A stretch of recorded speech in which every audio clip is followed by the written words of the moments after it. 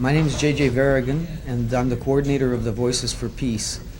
The Voices for Peace are a group of Doukhobors ranging in age from 15 to 75 from the three western provinces of Canada that have dedicated themselves to an international concert tour during this year, 1995, because it marks the centenary of our forebears' rejection of violence. 100 years ago, not too far from the current strife in Chechnya, several thousand Doukhobors destroyed their weapons to demonstrate their absolute commitment to the commandment, "Thou shalt not kill," and to honor our forebears, and at the same time to try to empower people across Canada to continue the struggle for peace and justice. We have come together to tour presenting concerts of remembrance and hope dedicated not only to our anniversary, but also to the other anniversaries that 1995 marks. And I refer specifically to the first use of nuclear weapons, the end of the Second World War, and also the 50th anniversary since the founding of the UN. The latter two, or the former two anniversaries, represent all of the horror and tragedy associated with warfare. The latter two anniversaries represent a dream yet unfulfilled, and we are trying to advance that dream's fulfillment by virtue of this tour. Okay, let me just get one, just to sort of finish the sentence type of thing of, very concisely, the Doukhobors are okay. The Doukhobors are a group of Canadians of Russian descent that were exiled from Russia in 1899 for destroying their weapons and refusing to serve in the Tsar's army, and also for rejecting certain aspects of orthodoxy. Excellent. And the same thing, and then we're going to get to introductions. Same thing, but they came to Canada and formed, that kind of thing. Because of the wrath that was addressed to the Doukhobors by the church and the state in Russia at the time, thanks to the intervention of individuals like Count Leo Tolstoy and his friends, thanks to the intervention of people like the Quakers from North America and England, 8,000 Doukhobors were finally granted permission to leave Russia and come to Canada, where we thought we would be able to worship in our own way, and we are getting ready to commemorate 100 years of life in Canada in 1999. Excellent. Now we've got all of that done, so we can have some fun. Okay, so who and Nikki and Anne, and who are we here with, and what roles did they play? We're here today at Bravo Studios. On my left, we have Annie J. Plotnikoff, who is the playwright and drama director of the Voices for Peace.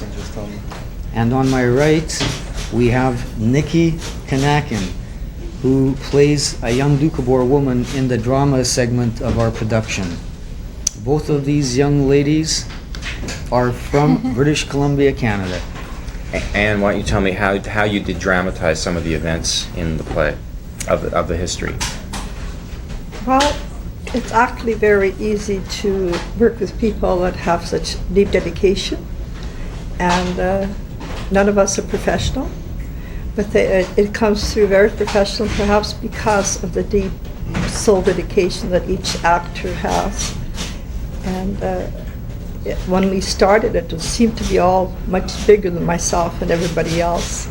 With the help of a good committee and a lot of help and direction from, sometimes I think, from the universe. Everything came together really quite well.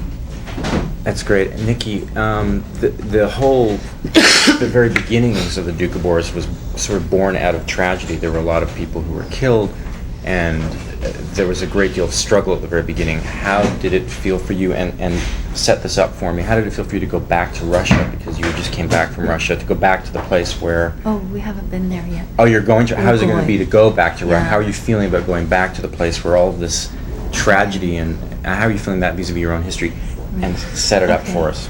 Well, going back to Russia, especially because I haven't been there before, and I've heard so much about the Doukhobors in Russia and the strife that they had witnessed when they were there, and the reasons that they came here really brings a deep spirit to my soul. I really feel that this is something that's very important, not just for all of us on the tour, but for the people that are going to be hearing it. It brings a reality to what's happened in the world and what's happening today in the world. Right. What are you going to be doing there? We are going on tour to Russia. There's about 70 of us, and we are landing in Moscow. We're performing in Moscow, and then we're traveling southward in Russia, and we're staying with the Doukhobors there. And that will be an experience in itself, just to hear the language and to be with the people that are in Russia and have dealt with the situations that are happening there in such a way that we probably can't even imagine. That'll be an experience. JJ, tell us about, I have two questions. I want to ask you about Russia and if you're going to be going back to some of the actual sites where things happened.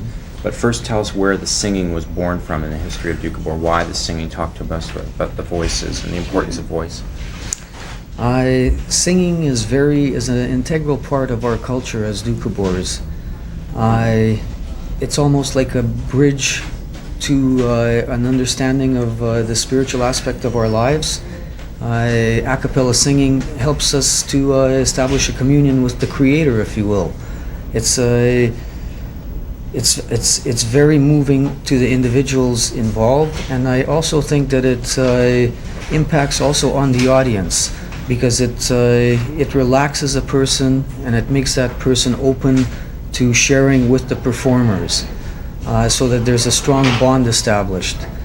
In Russia, our people, of course, were poor, illiterate peasants. They did not necessarily always have access to instruments, and therefore singing formed part of our people's lives, whether it was just on any kind of occasion, whether it was a joyous occasion, whether it was a solemn occasion. And that a cappella tradition runs like a constant thread through every aspect of our lives as Doukhobors. Mm-hmm. And why don't you talk then about, will you be going to Russia? Oh yes, we will be going to Russia, the whole group. So maybe just a couple of people, but the technical side won't be going. Would you be visiting some of the actual places? Absolutely. Tell us about some of those. I'm a little bit disappointed that we won't be able to go to the area the Caucasus, exactly where the burning of arms took place, because of the unrest in those areas. Mm-hmm. But just to go and touch base with some of the Doukhobor people that were left behind.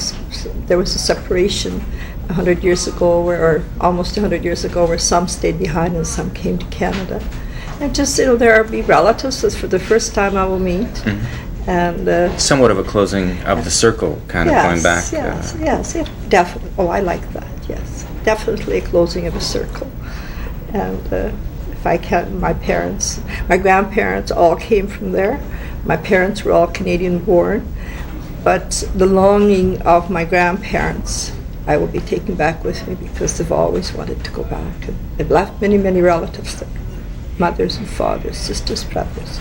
So there was a tremendous sad separation of people, almost like 96 years ago, when some of us came, or some of the forefathers came here and others stayed behind. So I'm really looking forward to that. The origins of the songs, I guess they go back into your own tradition. Are they handed down? Well, can I say? In a time, quite a couple hundred years ago, they were not allowed to worship without the church, and when they sort of began to break away from the Orthodox Church because of certain things that they were not agreeing with, the singing of psalms in a way that the authorities could not understand what they were saying was their only means of worship, and that way they were able to continue without being persecuted, to continue their worshiping, their praying. And basically, I suppose that is where the singing of the soul began. We do still have the Psalms. Some of us still sing the Psalms, and this is probably the beginning of our singing. Yeah, the origin of your name is translated as spirit wrestlers. Maybe JJ can... Well, the name Doukhobor in English means spirit wrestler. And the name was actually given to us in derision by an archbishop of the Russian Orthodox Church, claiming or accusing us of wrestling against the Holy Spirit because of our rejection of certain aspects of orthodoxy. Our people took the name but gave it their own interpretation, saying that we wrestled with the Holy Spirit in order to build a life of peace and justice on earth, and our only tools in this struggle were the power of love, the strength of compassion, and therefore our people kept the name Doukhobor, and that is how we are known today. And I'm very proud of being a Doukhobor. Nikki, you used to live in a communal sense. It's changed now, you don't? Or is there some aspects of communal living? There are some aspects in the sense that There's some aspects of what? Of the communal family. Okay, start again. Sorry. There are some aspects of a communal family that still exist. For example, my grandparents still live very close by. My grandmother walks over every day, knocks on the door and says, "Hi, I'm here. Let's talk about something." She's always wants to talk about the past. So in that sense, it's there. But the extended family, where the people actually live in the home, that has disappeared in that sense. People are older, people are living longer, as you know, and it becomes more difficult for the families. And people, it's become a modern day society, and in that sense, people are working both sides of the family, the females and the males, which is wonderful. And so the communal aspect has in some ways disappeared, but the ways that have stayed are very precious to everybody. So I think that's quite important. And Nikki, why don't you tell us about the costume you're wearing? Okay. For the costume that I'm wearing ancestral clothing that the Doukhobors wore in Russia at the time when they burnt their arms. I'm wearing the headpiece, which is a hat to keep us warm, and the scarf. The vests are also made to keep us warm. And I'll show you my apron. It's hand woven, and it was made in Russia. And you can see that the delicate work that has been done in terms of the embroidery and the crochet. So it's very precious to me. So we always carry them with us when we go on the planes, just to make sure nothing gets lost, because it's been borrowed and it's been passed down. And it really means a lot to everybody that's going on the trip to have something from the past with them. It gives us a sense of spirit from the spirit wrestlers from 100 years ago. So it's very nice. Okay, now let's just get some closing thoughts. Tell us, JJ, what lies ahead through the fall, what people should look for in terms of what you're doing on your tour. Well, when the idea for the tour came, we were all questioning whether or not we would have the wherewithal to actually put everything together and take it on the road. And through the cooperation of a lot of people, and maybe even through a little bit of divine intervention, things have come together, and we are now touring. And with this tour, I've noticed that the people involved have already undergone almost a metamorphosis, if you will. They have become more appreciative of their heritage, and they have become more cognizant of their responsibilities with respect to the future. We as Doukhobors are only one part of a larger global community.